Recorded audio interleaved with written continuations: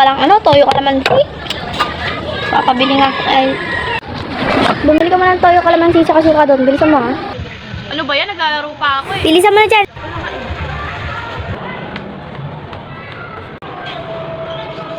Ano ba yan? Naglalag pa nga. Push yun na kasi. Tagal na ito. Anong oras na? Teka nga. Umanda sa akin ito. Tagal na ito Wala pa rin hanggang ngayon.